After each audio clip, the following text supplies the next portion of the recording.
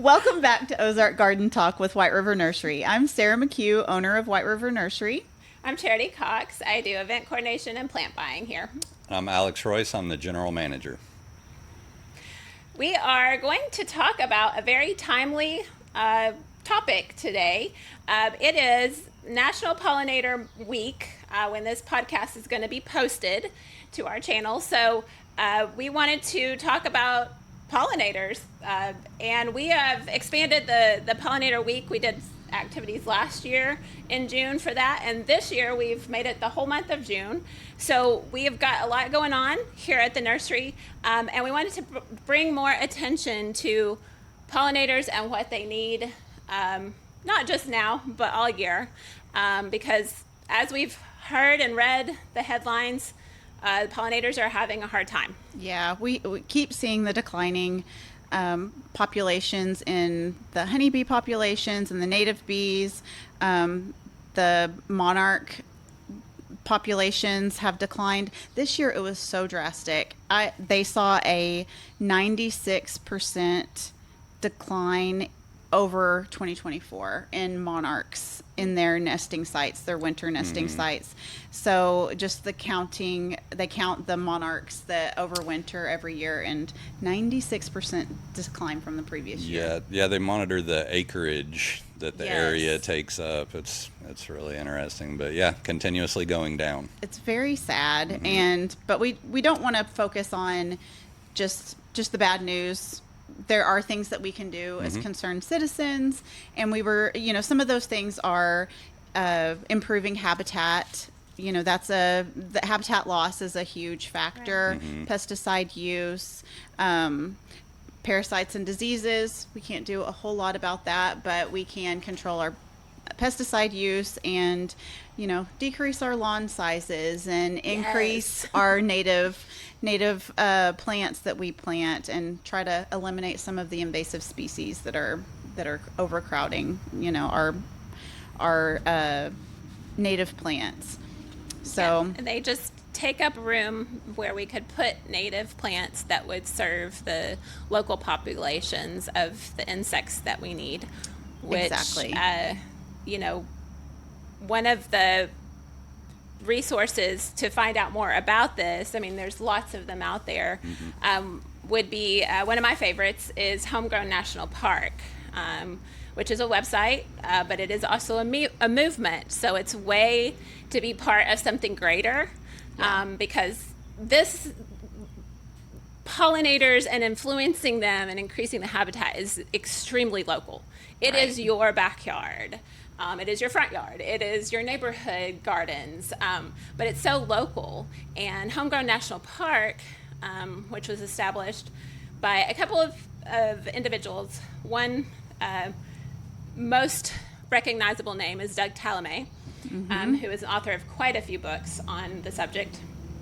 But it is a movement to create everyone's backyard or their community garden becomes part of a large national park across the world. They actually have a global map.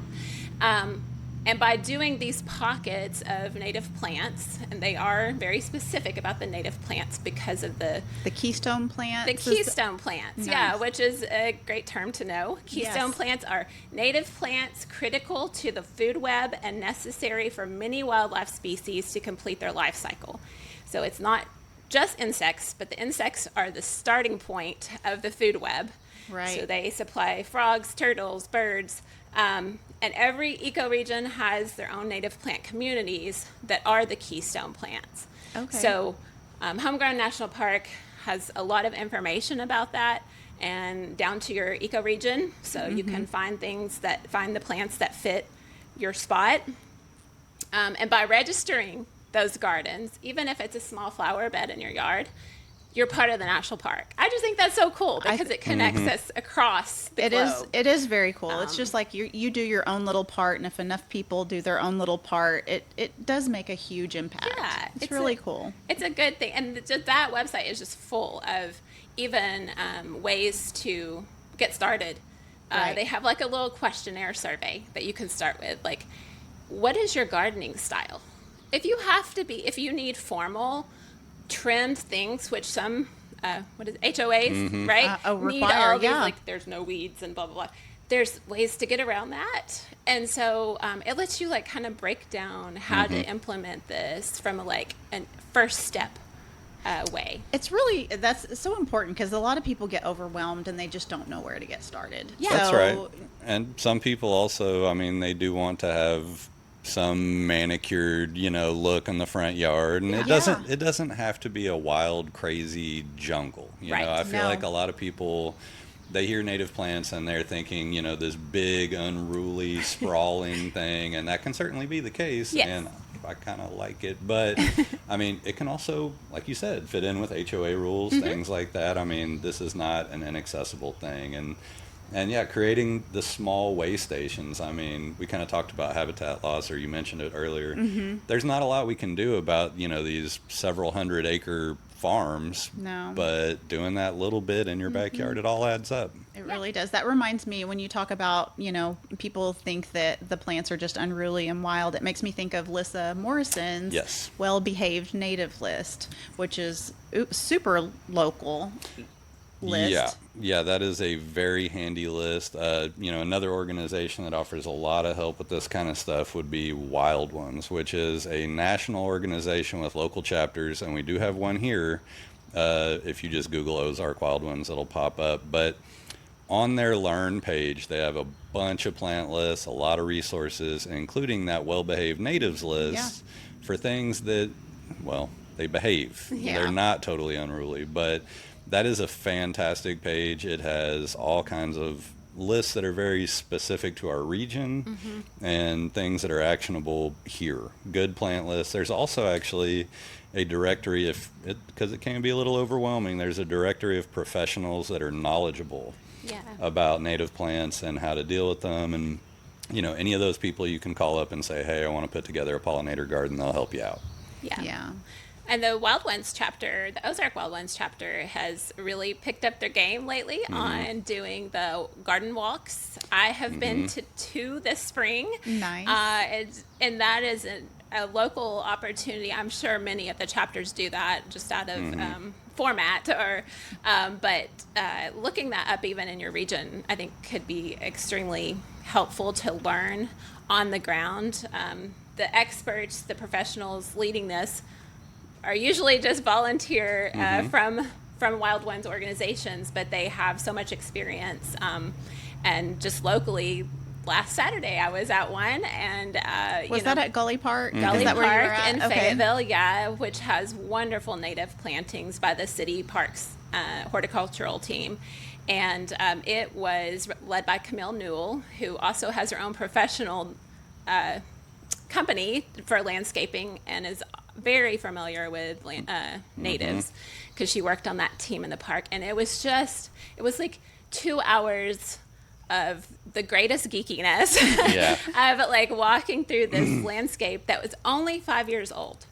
And wow. These native plants have filled in, it's just remarkable. So if you're in Fayetteville area or Northwest Arkansas, in town sometime, go by Gully Park, the township parking lot area off of Township. That is full of native plants that you can see what they do, how they're growing, and Bunch awesome. of pawpaws in there. Yeah, and beautiful pawpaws, too. Did they have fruit on them when you guys were up yes, there? little tiny babies. Oh, Yeah, nice. it won't be long. Yeah, that's really cool. Shout out to City of Fayetteville. They Yes. have really been a leader in fighting invasive species and encouraging the use of natives. It's really admirable. I think that is like a movement that more and more municipalities have been trying to encourage, like at least in where they can, limiting the sale or the planting of invasives, and like even in their commercial requirements for commercial spaces that are being built, encouraging the use of natives. And you can see it around Fayetteville. You see the new restaurants and things go in, and there's all these native plants, and they're gorgeous. I mean, you can do some really beautiful things if you pay attention. There's some really creative, even modern designed landscapes, in front of like tacos and tamales, that little area, that new little That is shopping really center. cool. It's really pretty over there. Gorgeous. Yeah. They've done a really good job. Another resource that I really like is the wild, or not wild ones. Yeah. The Grow Native with the Missouri Prairie Foundation. We've been looking at their landscape plans. It's an easy way to get started with some really, they're kind of basic pollinator landscape plans, and they have different situations. So some wetland areas, depending on what your situation is. They have some really great plans that are easy to follow. I feel like some of them can, when you're just Googling, native landscape plans, some of them get really wild and really detailed, and it's a little bit overwhelming. And some of the plants are just hard to find. That's true. We're working on that. We are working on that. trying. Yeah, we are, and we've expanded our perennials, especially this year. For what? I'm still waiting on that frog fruit. Okay. Keep waiting. Yeah. No, I mean, I would love to get it. Anybody know where frog fruit is? Let me know. Yeah, true. But yeah, we're working on. They have a butterfly berm that we are looking at installing near our new drive, just to add some more pollinator plants. But we're going to try out one of Grow Native's landscape plans to install there. So I think it'll be really fun to have that in place, and people can see an example of one of their plans. So, and Grow Native, I mean, all of these websites and organizations have great resource lists, just the list of plants. But I find Grow Native is easy to use. The designs are great and fairly simple, but just to look at their plant information, like they have it keyed out for shade or sun, so you can kind of search that way. They have some just like lists, like dry shade, so you can just look at the plants. Then from there you can look at the plants more specifically, but even their per plant listing gives like a size, who uses it, just quick grab information that makes it a little easy to know, hey, that plant is actually good, I'm gonna look into that further. Right. One of the other things that we, on our social medias this week, we asked our customers like what are their favorite pollinator plants were.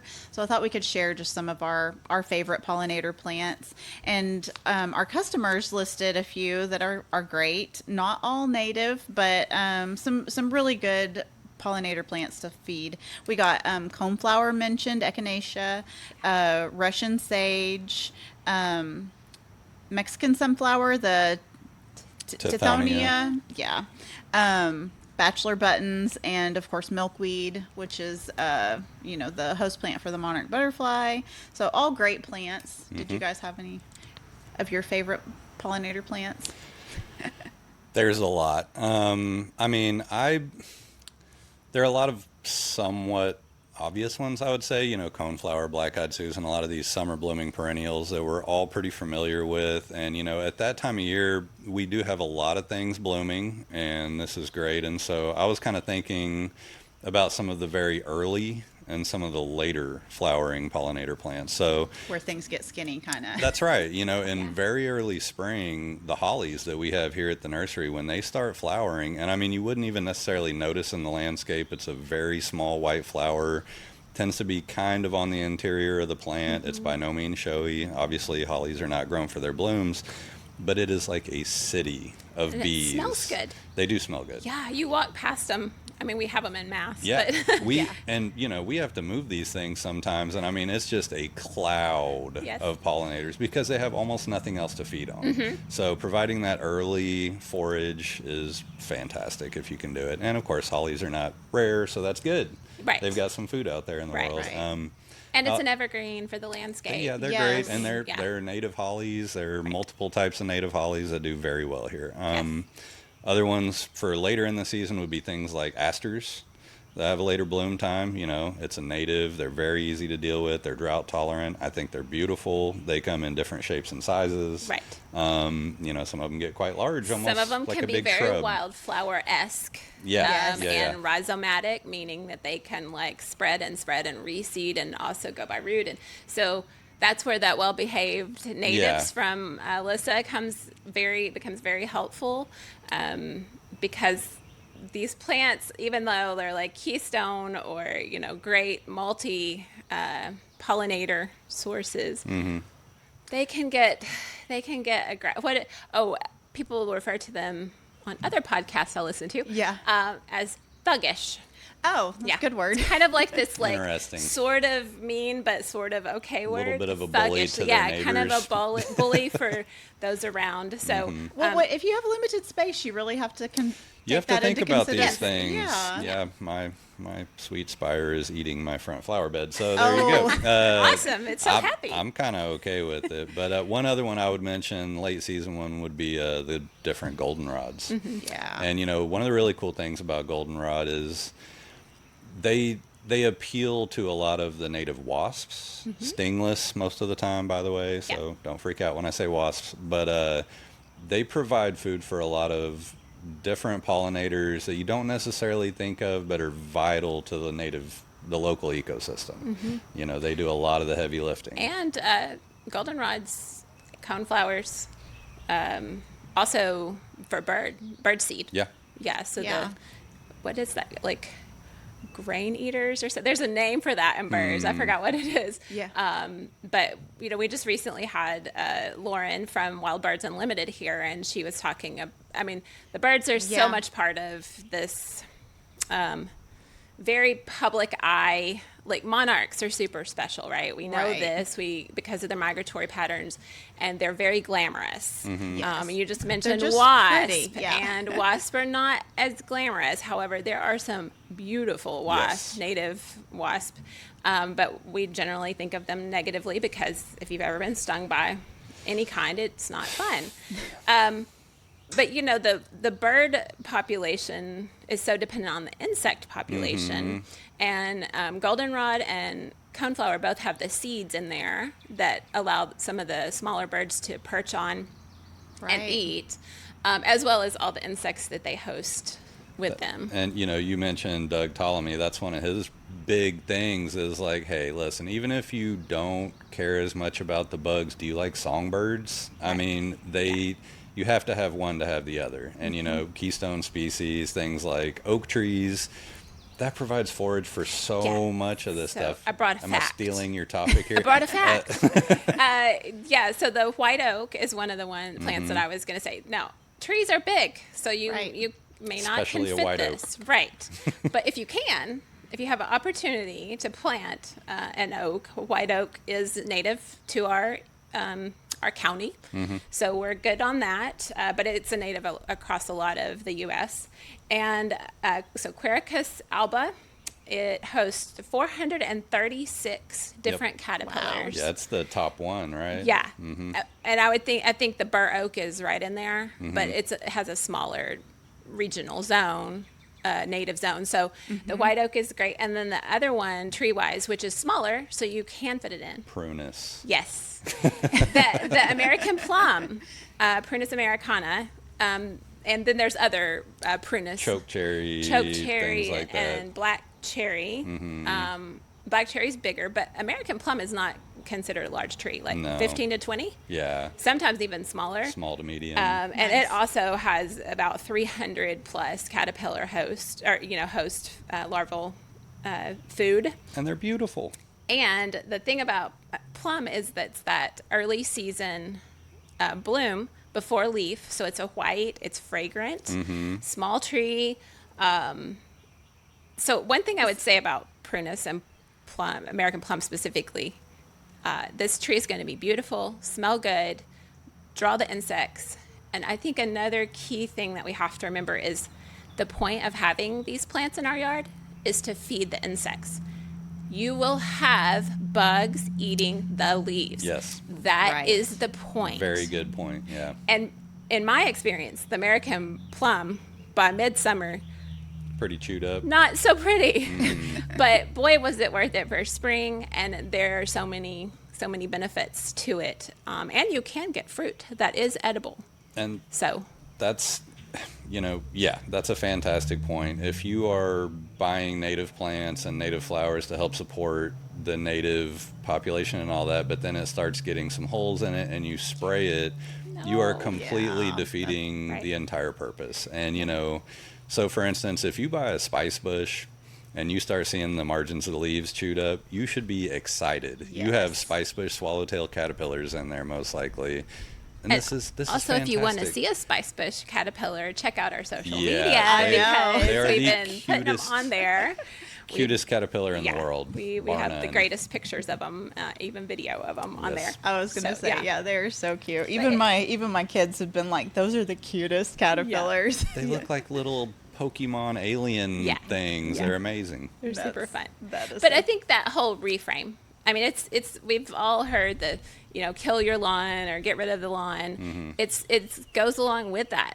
You can have if you have your lawn and you're treating it, that is possibly going to affect your native plant bug population. So Right. it's a shift of thinking that we really. It's not just about plants. It's about No. us Yeah. and how we see things. Too. Right. Even if you can just do a small border in front of your home, just making conscientious choices with your plants. Not just boxwoods and, nandinas and liriope or, knockout roses. Just those things that most of the landscapers put in that really do very, very little.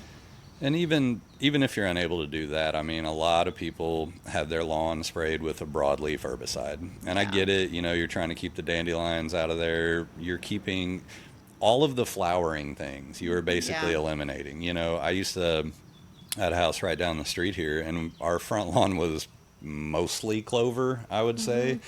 And I loved it. For Yeah. one thing, you didn't have to mow as much, but I would let it go basically as long as I could before I thought my neighbors would get mad at me. And then I would mow it, and I would feel terrible because there were just bees everywhere. Yeah. I mean, and I will also say that this is in a subdivision, and in the evenings in the summer, we had all the fireflies. They were all Right. That's right another, around, Yep. our yard, because we had that habitat for them. Right. There wasn't It's- poison sprayed all right. over everything. Yeah, I don't know listeners out there that have ever paid attention to fireflies.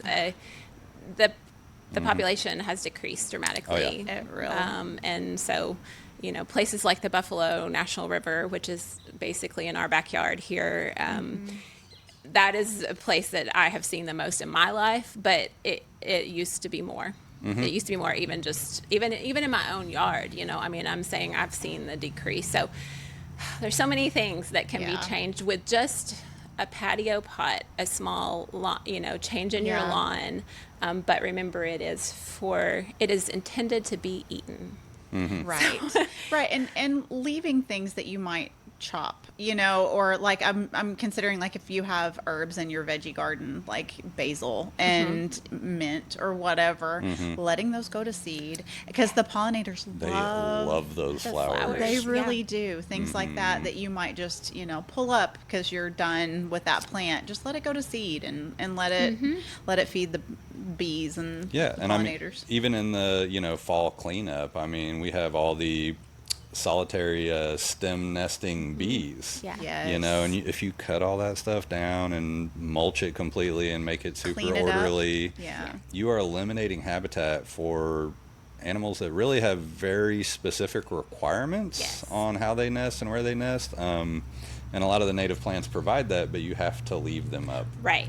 It's And- not good enough just to grow them and Right. look at the pretty flowers. But, one way to edge yourself into that, if you do need the order, is to keep one spot, Right. one portion of the bed or the garden that is just completely native. And if you Yeah. do have to clean up, don't grind it up. Don't mow it over Pile it to it like up Right. Yeah. Make a somewhere. pile. it yeah. in a designated area because they can still overwinter in those stems. And yeah, that's important. I mean, creating a spot. We're not trying to be total absolutists here. We understand that you No. can't do all of this all the time. Most people can't. Some people can. But just those little steps. Yeah, it's just that's what's so accessible to me about the Homegrown National Park is the idea just to keep in mind you're making a difference even with the smallest change. So Right. the back corner that you never go to in your yard is now the brush pile of your cleaned up coneflower stems.